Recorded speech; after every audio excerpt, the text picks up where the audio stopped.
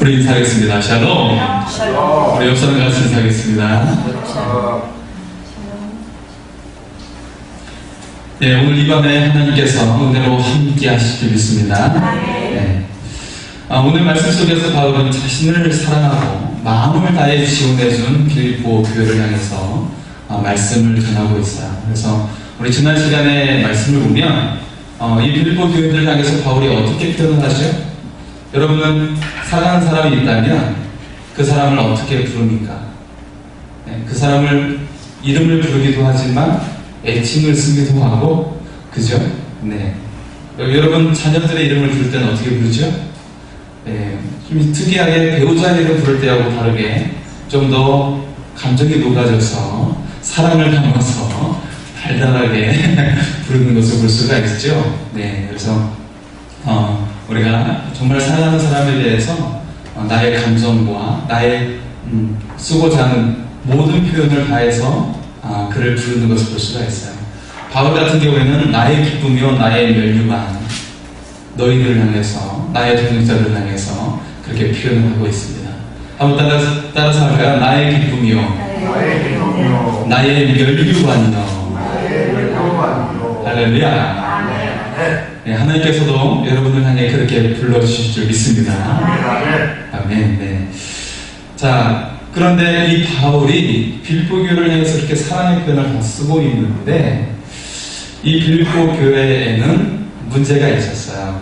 네, 여러분, 사실 이 세상에 있는 교회, 이 교회가 하나님의 나라를 예표하고 있고, 또 예수님의 그 십자가의 죽으심의 귀한 열매이면서 성령의 열매이지만, 이 세상에 존재하는 교회는 연약함이 있다는 것을 우리가 기억할 수 있기를 바랍니다. 왜냐하면 하나님 나라에 있는 것이 아니고 세상에 있기 때문에, 세상 가운데 세워져 있기 때문에 교회도 연약함이 있다는 것을 여러분 기억하시기 바랍니다. 때때로 부족함이 있어요. 근데 그것을 이겨내고 극복하고 하나님 나라의 아름다운 일을 행하는 그것이 바로 교회인 줄 믿습니다. 네. 그래서 바울이 많은 교회를 또 그렇게 개척을 하고 그렇게 섬겼고 했지만, 그 중에서도 특별히 사랑했던 교회가 바로 빌립보 교회였어요. 바울이 가장 사랑했던 교회가 바로 빌립보 교회였어요. 그래서 다른 서에서도 그런 표현이 나오지만, 바울이 특별히 사랑하고 관심을 갖고, 그리고 그가 또 많은 사랑을 받았던 교회도 바로 빌립보 교회였던 것이죠. 그런데 이 빌립보 교회 안에서도 문제가 있었어요. 문제가 있었다는 거예요. 그 중에 바울에게 가장 크게 언급하고 있는 것이 너희가 염려하지 말라라는 거예요. 염려하지 말라. 예. 그래서 여러분 삶 속에서 보면 염려가 있죠. 지금 이 자리에 앉아 계시지만 무엇을 염려하십니까? 예. 내 자녀가 장가를 해야 될 텐데, 내 딸이 결혼해야 될 텐데, 이 녀석이 교회 나와야 될 텐데, 그런 염려가 한쪽 편에 있죠. 내가 나오는데 가스를 끄고 나왔나, 염려가 있지요. 그 염려로 말미암아 설교가 들어오지도 않고 그 생각만 계속 맴도는 경우도 있을 수가 있어요. 그런데 주님께서는 오늘 말씀을 통해서 이 빌립보 교회를 향해서 바로 염려하지 말라고 사도 바울을 통해서 말씀을 하고 있는 것이죠. 사람들의 문제의 대부분이 염려에서 비롯되는 것이죠. 훌륭한 인물들 보면 염려로 인해서 고통을 받다가 이를 극복한 다음에야 활기찬 인생을 살아가는 것을 볼 수가 있어요. 어떤 사람이든지 간에 이 염려로 인해서 짓눌려 있는 경우들이 있습니다. 아무리 훌륭한 사람도 마찬가지예요. 대통령이라고 다를까요? 마찬가지죠. 정말 우리가 많은 사람들한테 정말 우리가 떠올려서 그렇게 높임을 받고 칭찬을 받는 그런 사람들도 염려로 말미암아 고생했던 그런 삶의 과정이 있다는 것을 볼 수가 있어요. 그런데 그 사람이 온전해지고 그렇게 성공하게 된 계기는 그 염려를 극복하게 되었을 때, 극복했을 때 그가 훌륭한 사람이 되었다는 것을 알 수가 있어요. 그리고 오바마 대통령도 마찬가지죠. 오바마 대통령도 미국에서 공부할 때 인종차별을 겪었어요. 근데 그것을 받아들였어요. 염려로 계속 문제 삼지 않고 그걸 이제 받아들이고 나서 그걸 극복해 나갔을 때 그가 정말 훌륭한 사람이고 이 세상에 가장 강력한 나라인 미국의 지도자가 될 수가 있었던 것이죠. 네. 그래서 염려에 관한 것. 사람들의 가장 큰 적이 눈에 보이는 어떤 거대한 것이 아니라 바로 염려에 대한 것이라는 말입니다. 현대에 가장 많이 팔리는 약 중에 하나가 신경안정제예요. 여러분 청심환 아시죠? 청심.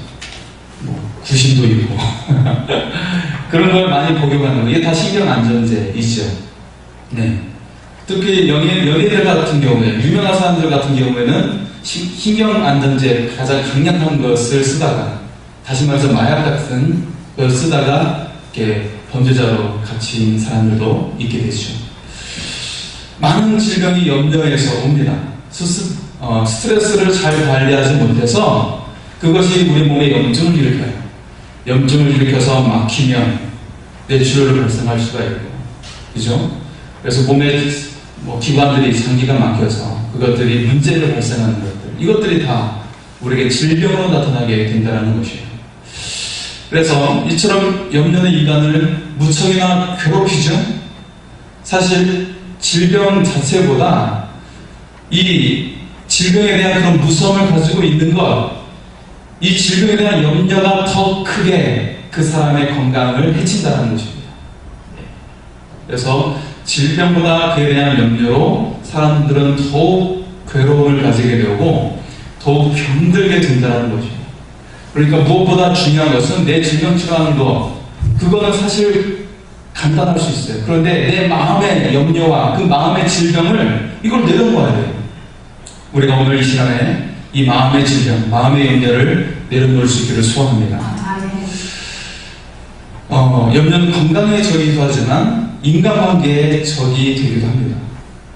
그래서 사람들과의 관계가 깨지게 되고, 그리고 온통 자기 염려 때문에 누군가에 다가가지 못하는 그런 사람들이 있어요.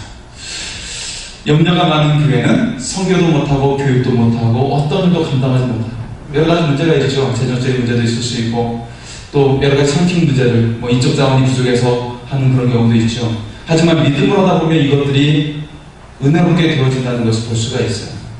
우리가 믿음으로 감당할 수 있기를 소원합니다. 교회 건축도 시도하지 못하고 또 어떤 선교일도 제대로 감당하지 못하는 것을 볼 수가 있어요. 무슨 문제가 생기진 않을까, 사고가 발생하지 않을까. 그래서 그런 염려 때문에 하나님의 사역을 제대로 감당하지 못하는 경우도 있다는 것을 볼 수가 있죠. 아이들도 제대로 교육을 시키지 못하는 것을 볼 수가 있죠. 어떤 여름 캠프나 해외 연식 프로그램을 두려워서 무슨 일이 발생하지 않을까 보내지 못하게 돼요. 그래서 아이들을 큰 그릇으로 만들지 못하고 큰 세상을 보지 못하게 만들고 작은 시야에 가둬놓게 됩니다. 뿐만 아니라 부모의 자유도 빼앗기게 되는 그런 경우를 볼 수가 있습니다. 염려가 많으면 신앙도 성장하지가 못합니다. 왜냐하면 이 염려로 말미암아 하나님과 관계를 제대로 맺을 수가 없어요. 오히려 이 염려로 인해서 이 문제로 말미암아 하나님께 맡기면서 하나님과 더 가까워질 수 있는데 이 문제를 하나님께 맡기는 것이 아니라 내 염려를 어떻게 해보려고 하니까 인간적인 계산으로 계산하다 보니까 안 되는 거예요. 만약에 요셉이 인간적인 생각으로 계산하고 했다면 그는 노예의 자리에서 풀려날 수가 없었을 거예요. 그는 처음부터 그 이방 낯선 땅에 버려지는 그 순간부터 하나님을 의지할 수밖에 없는 상황이었습니다. 어느 하나 의지할 수 없는 상황이었기 때문에 오직 하나님밖에 의지할 수가 없었어요. 그래서 요셉은 염려 대신에 걱정 대신에 바로 하나님을 의지했다는 것을 기억하시기 바랍니다. 그랬을 때 그는 노예의 자리를 극복했고 죄수의 자리를 극복했어요. 그리고 하나님의 놀라운 사역의 도구로서 애굽의 총리가 될 수가 있었던 것이죠. 우리가 염려를 내려놓고 하나님을 붙잡을 수 있기를 소원합니다. 오늘 하나님의 말씀 6절 말씀에 어떻게 말씀합니까? 우리 6절 말씀을 같이 한번 읽어보겠습니다. 시작.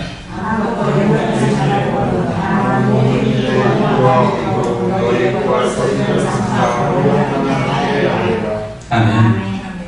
네, 이 말씀에 내가 임하기를 소원합니다. 네. 이 염려라는 말이 헬라어로 마음이 나누다라는 그런 의미를 가지고 있어요. 네, 마음이 나누다. 여러분 언제 마음이 나눕니까? 예.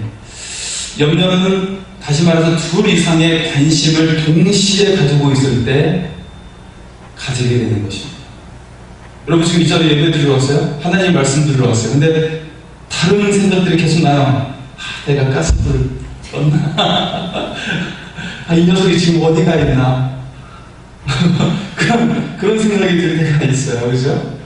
마음이 나가니까 염려하는 거예요. 지금 이 순간대로 여러분 몰입하시기 바랍니다. 하나님의 크신 은혜가 임할 줄 믿습니다. 하나님께서 여러분 삶 가운데 강력하게 역사하실 줄 믿습니다. 네. 이처럼 염려는 우리의 마음을 흔드는 거예요. 우리의 마음을 흔들어서 하나님을 신뢰하지 못하게 하고 하나님을 바라보지 못하게 하는 것입니다. 오직 우리가 하나님을 전적으로 전심으로 바라볼 수 있기를 소원합니다. 이 시간 염려하는 이유와 염려하는 비결에 대해서 우리가 함께 배울 수 있었으면 좋겠습니다. 그래서 우리의 삶의 염려를 떨쳐버리고 믿음으로 승리하는 삶이 되기를 소원합니다. 염려하는 이유가 첫 번째는 세상 일이 앞설 때 염려하는 거예요. 지금도 내가 하나님을 바라봐야 돼요. 하나님의 말씀을 들어야 돼요. 그런데 세상 일이 막 맴도는 거예요. 이게 바로 염려입니다. 하나님을 보다 세상 일이 앞설 때 염려가 우리 속에 파고드는 거예요. 우리 안에 씨앗을 심어서 이 염려하는 씨앗은 거침없이 뻗어나갑니다. 쓴뿌리가 되어서 그리고 쓴나무가 되어서 완전히 우리 안에서 굶어 터지게 만들어 버리는 것이 바로 염려의 씨앗입니다. 마태복음 13장 22절에 보면 세상의 염려와 재리의 유혹에 말씀이 막혀 결실하지 못하는 자라고 이야기하고 있어요. 네. 주님이 씨 뿌리는 자의 비유 속에서 이 말씀을 우리에게 주시고 있죠. 그런데 처음 인간이 만들어질 때부터 창세기 1장 28절에 이렇게 명령하고 있어요. 우리 인간을 향해서 세상을 정복하고 다스리라 라고 명령을 하는 거예요. 이건 명령이에요. 너희가 그것으로 인해서 그 밑에 그 무게에 짓눌려가지고 그것이 짐이 돼서 눌려서 사는 것이 아니라 그것이 아니라 세상을 정복하고 다스리라고 우리에게 명령하고 있는 거예요.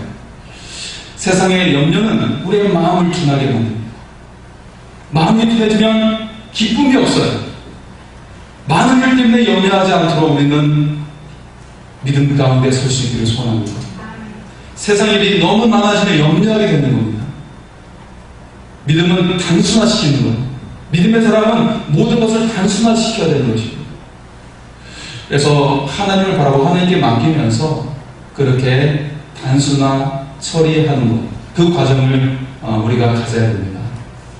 사람이 양다리를 걸치면 피곤해지게 되죠. 사랑하는 사람에 대해서도 양다리 걸치면 그 사람은 정말 피곤한 인생이 되는 거예요. 그 주변에 그런 사람들 있죠. 여기는 한 명도 없어요. 한 명도 없는데 저기 세상에 나가면 저쪽에서 양다리 걸치는 그런 사람들이 있어요. 이쪽 사람도 살아가고 이쪽 사람도 살아가고 그런 사람도 있어요. 인생이 괴로워. 이 사람 빨리 병들어서 죽게 돼요. 이 사람. 예. 그런데 세상과 하나님 사이에 양다리를 걸치면 이거는 너무 피곤해지는 겁니다. 굉장히 치명적인 결과가 오게 됩니다. 그 사람의 결과는 파멸이기 때문에 그렇습니다. 세상과 하나님 사이에 양다리를 걸치지 마시기 바랍니다. 하나님 편에서 모든 것을 생각하고 힘쓰면 마음에 편안이 오기를 줄 믿습니다. 젤린스키라는 사람이 걱정에 대해서 연구를 했어요. 걱정의 40%는 절대 현실적으로 일어나지 않는 것에 대해서 우리가 걱정을 한다. 그리고 30%는 이미 일어났던 일에 대해서 걱정을 하고 있어요. 이미 지나간 일이에요. 그걸 걱정하고 있어요. 그리고 4%는 우리 힘은 어쩔 도리가 없는 것에 대해서 염려를 하고 있어요. 그리고 걱정의 3%는 우리가 바꿔놓을 수 있는 일, 내가 행하면, 그걸 다루면 바꿔놓을 수가 있어요. 그것에 대해서 걱정을 하고 있다는 것이죠. 여러분, 우리의 인생을 돌아보면 얼마나 짧습니까? 지금 2017년도 이제 내일이면 6월 2주예요. 6월달이 지나면 이 한 해가 이제 반이 가게 되겠죠. 절반의 시기를 이제 6월달 동안에 우리가 살아가게 됩니다. 2017년도 우리가 힘차게 송구영 씨 예배 드리면서 새롭게 시작하겠습니다 라고 다짐했잖아요. 믿음의 교회, 믿음의 성도, 믿음의 삶을 외치면서 시작했는데 여러분 믿음의 결실을 맺으셨습니까? 네. 그렇게 힘차게 시작했던 이 2017년도도 이제 절반을 향해 가고 있어요. 지금 벌써 우리의 나이가 이렇게 됐어요. 네. 그렇게 시간이 아주 굉장히 빠르게 가고 있는데 우리의 이 짧은 인생에 우리가 무언가 아름다운 일을 해나가고 하는데도 부족합니다. 우리가 염려로 자신의 삶을 갉아먹지 않도록 하기를 소원합니다. 우리가 오직 이 염려할 시간에 기도의 사람이 될 수 있기를 바랍니다. 그래서 믿음의 역사를 써가는 사람이 될 수 있기를 소원합니다.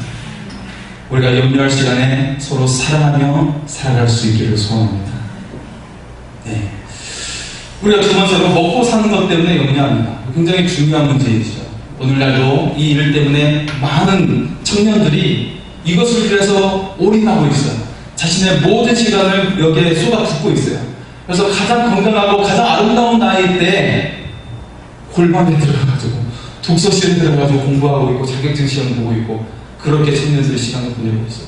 뭐 친구 만날 시간 없어요. 물론 연애할 시간도 없고 관계를 맺을 시간도 없어요. 그렇게 이 젊음의 나이 시간대 우리 청년들이 그런 시간을 보내고 있죠. 먹는 일을 그 직업을 위해서 그들이 모든 시간을 투자하고 있어요. 청년뿐입니까? 우리 학생들도 마찬가지죠. 학생들도 나중에 좋은 직장에 들어가기 위해서 그 모든 시간을 다 쏟아붓고 있죠. 공부를 위해서. 그런데 유럽에 있는 젊은 애들은 결코 그렇게 생각하지 않아요. 제가 전에 한 한국 여자 청년이 줄로소 선교배거든요. 굉장히 큰 배입니다. 한 400명 정도 할 수 있는 큰 배인데요. 거기에는 모든 시설 다 되어 있어요. 의료시설, 교육시설까지 다 되어 있어요. 그래서 교육과정을 다 끝낼 수 있어요. 그 안에서. 그 선교선에서 봉사하다가 그 한국인 자매가 영국 청년을 만났어요. 영국 청년을 만났는데 이 영국 청년은 고등학교 재학을 가구 만드는 그런 일 있죠. 그쪽으로 그렇게 자기 전문 분야를 살렸어요. 고등학교 진학을. 가구 만드는 거. 뭐 목공일도 안 해요. 가구 만드는 거. 가구. 근데 알고 봤더니 그 가족이 가구 만드는 일을 하는 가족이에요. 아버지도 그랬고 형도 그렇고 그런 거예요. 자신도 형하고 동업을 하고 있어요. 그렇게 하고 있고 이제 부모님은 이제 그 일에서 은퇴를 하시고 아프리카 선교를 하고 계시고 얼마나 멋집니까, 그죠? 근데 그러는 거예요. 왜 고등학생이 용돈을 갖고 학교 다니는 것이죠? 자기 꿈을 위해서 그렇게 해서 해나가면 되는 것이지 않냐, 그렇게 이야기하는 겁니다. 이미 그 사람 이제 그렇게 해서 결혼한 사람이에요. 결혼을 한 사람인데 그래서 그쪽 분야에서 일을 하고 있어요. 그래서 그리고 가장 행복 지수가 높은 나라가 어느 나라죠? 덴마크라는 나라죠. 네, 그래서 덴마크가 왜 행복 지수가 높냐면 여자 의사가 있어요. 근데 그분의 남편은 환경미화원이에요. 쓰레기 청소하시는 분. 그런데 이것이 전혀 이상한 일이 아니에요. 왜냐하면 모든 직업이 귀하고 하나님께서 그 직업을 허락하신 것이고 그런 직업 소명에 대한 의식이 있어요. 그리고 그들이 월급 차이가 별로 나지가 않아요.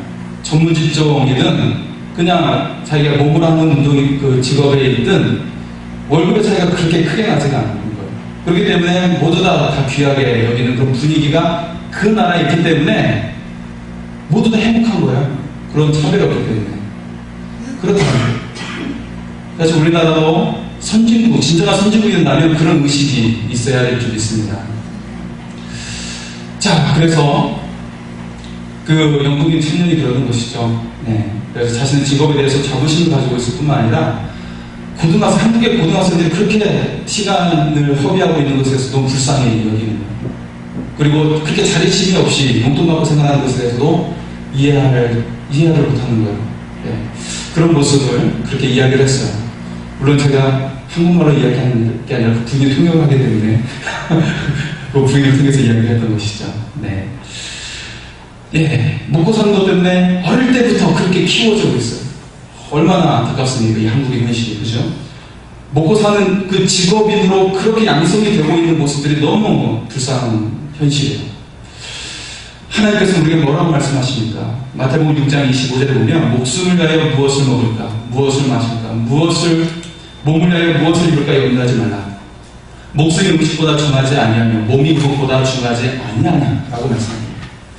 하나님은 의식주 때문에 염려하지 말라고 말씀하십니다. 그러면서 마태복음 6장 26절에 공중의 새를 보라, 심지도 않고 거두지도 않고 창고에 모아들이지도 아니하되 너희 천부께서 기르시나니 너희는 이것들보다 귀하지 아니하냐 라고 말씀하고 있어요. 그러면서 우리에게 우리의 존재를 다시 한번 되새기면서 말씀하고 계시는 말씀, 6장 33절에 먼저 그의 나라와 그 의를 구하라, 그리하면 이 모든 것을 너에게 더하여 주시리라 라고 말씀하고 계십니다. 우리의 존재가 무엇입니까? 먹는 것을 위해서 우리의 모든 시간을 써야 되는 것입니까? 아니에요. 우리의 존재를 주님께서는 말씀하십니다. 오직 먼저 그의 나라와 그 의를 구해야 된다. 너희 존재가 그것을 위해서 이 땅 가운데 있는 것이다. 그리하면 이 모든 것을 하나님께서 더하여 주실 것이다. 우리가 믿음으로 하나님을 신뢰하고 하나님을 전심으로 붙잡으며 나갈 수 있기를 소원합니다. 그럴 때 이 모든 것을 더하신 하나님의 은혜가 임할 줄 믿습니다. 한번 따라서 할까요? 먼저 그의 나라와 그의 의를 구하라. 그리하면 이 모든 것을 너에게 더하여 주시리라. 할렐루야. 그렇게 될 줄 믿습니다. 아멘. 그리고 우리가 염려하는 것은 세 번째로 미래일 때문에 염려하는 것이죠. 마태복음 6장 34절에 보면 내일 일을 위하여 염려하지 말라. 내일 일은 내일 염려할 것이요 한날 괴로움은 그날의 족하니라 라고 말씀하고 계십니다. 현실의 문제로 염려하는 사람은 극히 적어요. 아까 말했던 것처럼 아주 일부분, 지극히 일부분에 대해서 한 4% 정도 현실대가 변화시키는 문제에 대해서 고민하는 사람은 4%밖에 해당되지 않는다는 것이에요. 오직 나에게 일어나지 않을 그런 내일에 대한 걱정, 그리고 지나간 과거에 대해서 회상하면서 염려하는 사람이 대부분이라는 것입니다. 결코 이루어지지 않을 앞날을 상상하면서 염려하는 사람들이 너무 많다는 것입니다. 세 사람이 다음날 같은 질문을 받았다고 그럽니다. 당신이 장례식에 관속에 있을 때 당신의 친구나 가족들이 와서 예도한다면 어떤 말을 듣고 싶습니까? 여러분 어떤 말을 듣고 싶습니까? 내가 이제 세상을 떠났어요. 관속에 다 누워있는데 인사하러 와요. 어떤 말을 듣고 싶습니까? XS 소리를 듣고 싶습니까? 아니면 이 사람은 정말 훌륭한 사람이야, 그런 소리를 듣고 싶습니까? 첫 번째 사람이 대답을 했습니다. 저는 이런 말을 듣고 싶습니다. 아주 유능한 의사이며 훌륭한 가장이었다라는 말을 듣고 싶습니다. 두 번째 사람이 이야기합니다. 저는 아주 좋은 남편이었으며 그리고 아이들의 미래를 바꿔놓는 훌륭한 교사였다라는 말을 듣고 싶습니다. 그런 말을 하는 거예요. 세 번째 사람은 이렇게 대답을 했어요. 저는 이런 말을 듣고 싶습니다. 관속에서 소리가 난다. 무슨 말이에요? 다시 살아났다는 말이죠. 다시 살고 싶다는 말이죠. 이 세 번째 사람은. 여러분 염려하지 마십시오. 너무 심각하게 삶을 살지 말라는 것이에요. 인생은 아름다워라는 영화 여러분 보셨습니까? 굉장히 우리에게 아주 주옥 같은 그런 영화 아니죠. 꼭 봐야 될 영화인데요. 전쟁의 상황에서 가족을 사랑하는 한 가장의 이야기가 담겨져 있어요. 한 여인을 사랑했고 또 그 속에서 이제 결혼해서 아기를 낳았는데, 그렇게 해서 그 자신의 아내와 아들을 지키는 그런 내용이 등장하고 있죠. 근데 이 아버지는 아내와 아들을 지키지만 자신은 죽게 됐는데 그 죽음마저도 그는 유머를 가지고 표현을 했어요. 아내와 아들은 떠나가야 사는 삶의 자리, 살 수 있는 자리로 가게 됐어요. 안전한 자리로 가게 됐어요. 근데 아버지는 거기서 떠나면서 아들한테 막 인사 손짓을 이렇게 하는데 굉장히 코믹하게 즐겁게 만들어주고 자기는 떠나는데 그게 죽음을 향해 가는 자리였어요. 아주 극한 죽음의 상황이지만 그는 유머로서 표현하면서 자신의 남겨진 가족에게 행복을 주면서 떠났어요. 여러분, 어려운 상황에도 희망의 빛을 심어줄 수 있는 사람이 바로 진정한 믿음의 사람인 것을 기억하시기 바랍니다. 우리는 하나님을 믿는 사람이지 않습니까? 우리도 그렇게 믿음의 사람이 되어서 희망을 심어줄 수 있는 사람이 되기를 소원합니다. 이스라엘 백성들이 광야 생활을 할 때 하나님께서 이스라엘 백성들에게 만나와 메추라기를 내려주셨어요. 네. 매일같이 만나와 메추라기를 주신 것이죠. 그리고 예수님께서 우리에게 주기도문을 가르쳐 주시면서 오늘 우리에게 이런 양식을 주옵시고 라고 기도하신 것은 미래의 일 때문에 염려하지 말라고 하신 것입니다. 이제부터 내일이라는 미래를 편안하게 맞이하라고 우리에게 말씀하시는 것이죠. 우리에게 주전한 영원한 양식은 바로 전적으로 하나님을 의지하고 이 세상의 염려를 떨쳐버리라는 거예요. 하나님이 기뻐하신 일을 하면서 믿음으로 살아가는 자는 모든 어려움을 마침내 이겨내고 형통하게 될 줄 믿습니다. 자, 그리고 네 번째로 우리가 염려하게 되는 것은 마귀와 우리의 대적 원수 사탄이 우리에게 염려를 심어주기 때문에 그렇습니다. 마귀와 사탄은 우리를 하여금 근심, 걱정하게 만들고 염려하게 해서 하나님을 바라보지 못하게 해요. 그것을 우리 눈을 딱 가리게 만들어서 하나님을 의지하지 못하게 만듭니다. 마태복음 13장의 씨 뿌린 자의 뷰 속에서 22절에 보면 가시떨기에 뿌리온 씨앗은 말씀을 들으나 세상의 염려와 재리의 유혹에 말씀이 막혀서 결실하지 못하는 자로 이야기하고 있어요. 여러분, 말씀을 열심히 듣고 있는데 삶의 믿음의 그런 행동으로 나타나지가 않아요. 결실이 나타나지 않아요. 그것은 세상의 염려와 근심으로 말미암아 이 말씀이 잘하려고 했는데 이거에 틀리는 거예요. 가시떨기. 그래서 이 세상 염려를 제거할 수 있기를 바랍니다. 염려에서 가장 큰 문제가 되는 것은 재물에 대한 염려이죠. 예수님은 우리의 염려의 문제를 너무나도 잘 아시기 때문에 이 염려를 극복하는 삶의 기술을 우리에게 말씀하고 계십니다.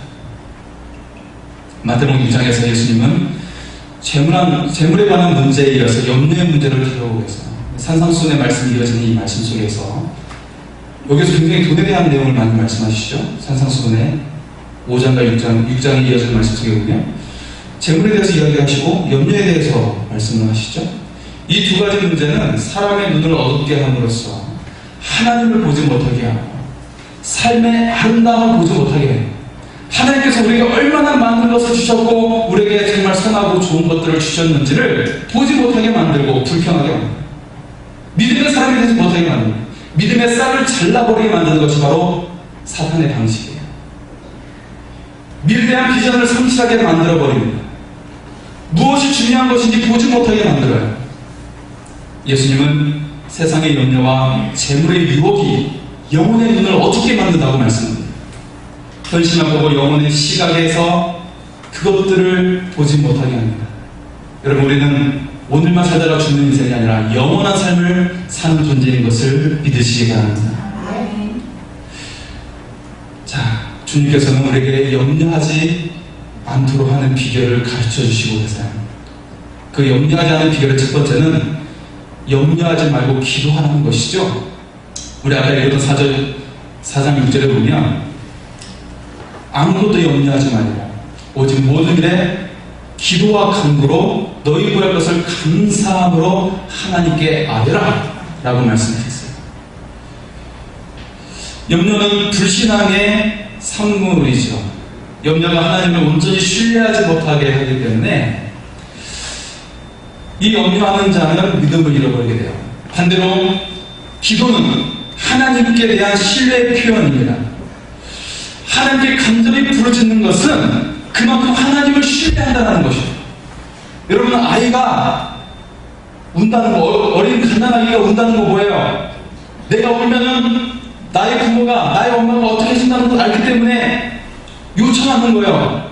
기도하는 거예요. 이렇게 해달라고 기도하는 거예요. 밥 달라고, 기저귀 갈아달라고, 나를 좀 안아달라고 그렇게 기도하는 것이죠. 그게 바로 아이들의 대화지 않습니까? 그런데요, 여러분, 보호소 있잖아요. 보호소. 지금 옛날 말하면 보호관이죠. 거기 가보면 아이들이 울지를 않아요. 처음에는 울었대요. 근데 좀 지나면 알게 울지 않아요. 왜냐하면 울어도 소용이 없다는 것을 알기 때문에 더 이상 울질 않아요. 멍하니 바라보고 있어요.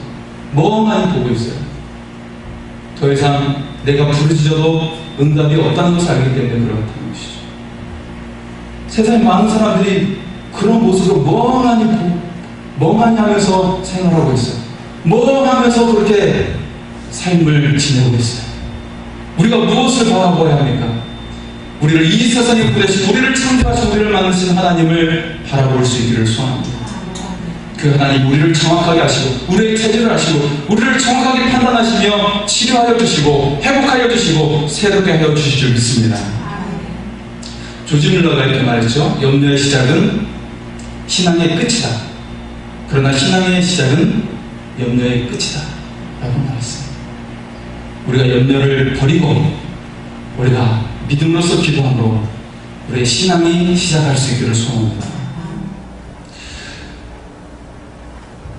자, 두 번째로 기쁨을 잃지 말아야 한다라고 그 비결을 말하고 있어요.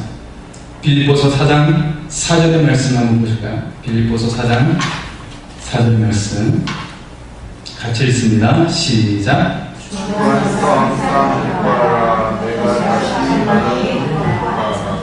아멘. 자, 바울은 지금 어디에 갇혀 있어요? 옥중에 갇혀 있는 것입니다. 그런데 이 가운데서도 바울은 기쁨을 잃지 않았어요. 오히려 이 빌립보서 안에서 기쁨에 대한 단어를 굉장히 많이 말을 하고 있어요. 여러분, 기쁨이 있는 사람은 염려하지 않게 된다는 것을 기억하시기 바랍니다. 기뻐하며 살 때 염려가 없어지게 되는 것이죠. 우리가 이런 말이 있지 않습니까? 웃으면 뭐가 와요? 네, 웃으면 복이 와요. 그런 말이 있죠. 기뻐할 수 없는 상황에서도 구원의 주님을 바라보고 여러분 기뻐할 수 있기를 바랍니다. 그러면 더 이상 나의 문제가 되지 않는 거예요. 여러분, 감옥에 갇힌 만큼 얼마나 더 큰 문제가 어디 있습니까? 네. 가장 최악의 상황이 감옥에 갇히는 것. 그런데 이 상황 속에서도 바울은 기뻐하고 있어요. 현실을 바라본 것이 아니라 하나님을 바라보았기 때문에 기뻐한 것임을 여러분 믿으시기 바랍니다. 정말 현실을 죄어오는 그런 극한 상황 속에 있지만 우리가 현실에 갇혀 있는 것이 아니라 하나님을 바라보고 우리가 기쁨의 삶을 살 수 있기를 소원합니다. 세 번째로 보면 빌립보서 4장 5절의 말씀을 한번 같이 보겠습니다. 5절 말씀 같이 읽겠습니다. 시작.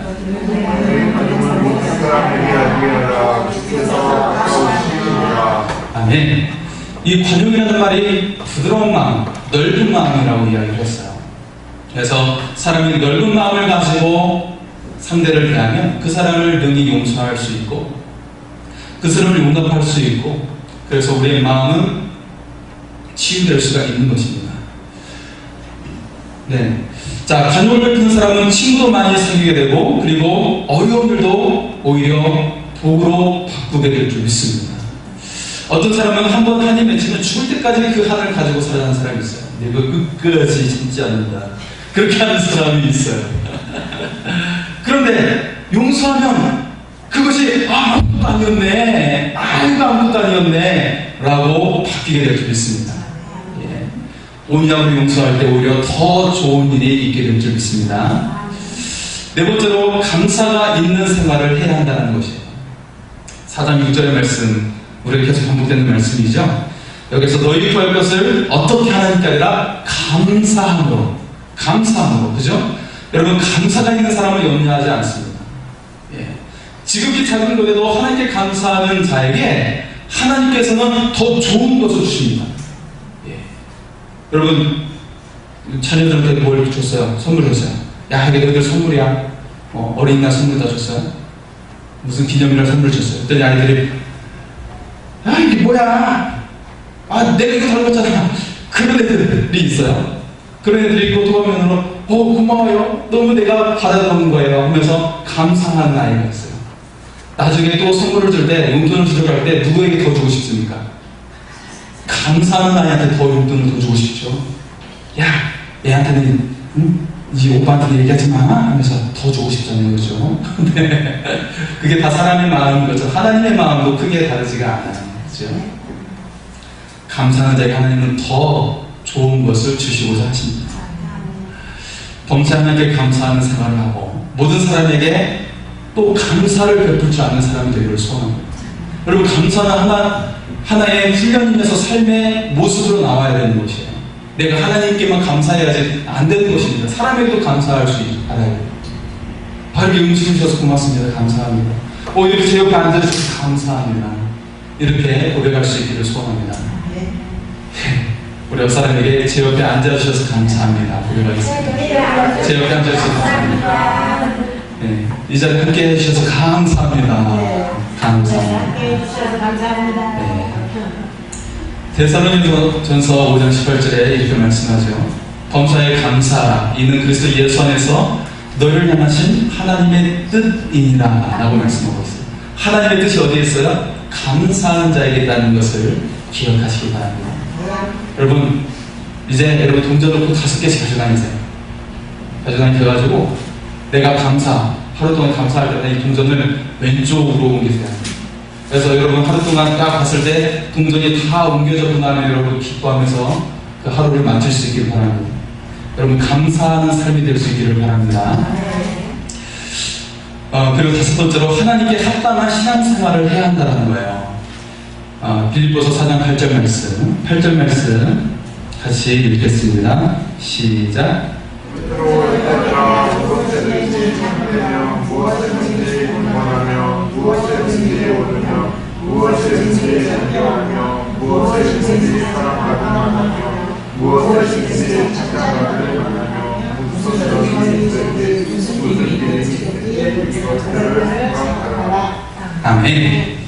자, 이 속에서 무엇이든지 하나님께 합당한 신앙생활을 하라는 것입니다. 예. 그래서 모든 것들이 사람들에게 덕을 끼칠 수 있는 것이 아니고 때때로 어떤 사람에게는 상처를 안겨다 줄 수 있는 것도 있고, 그런데 이 모든 것을 통해서 모든 사람에게 기쁨과 감사와 그리고 모두가 같이 은혜가 될 수 있는 것들, 그런 신앙생활을 우리에게 하라는 것이에요. 예. 그래서 합당한 신앙생활, 하나님을 향해서 우리가 합당한 신앙생활, 이것을 하라고 우리에게 말씀을 하고 있어요. 그래서 무엇이든지 참되고 경건하며 옳고 정결하며 그리고 사랑받을 만하고 칭찬받을 만한 그런 우리의 신앙의 모습이 될 수 있기를 소원합니다.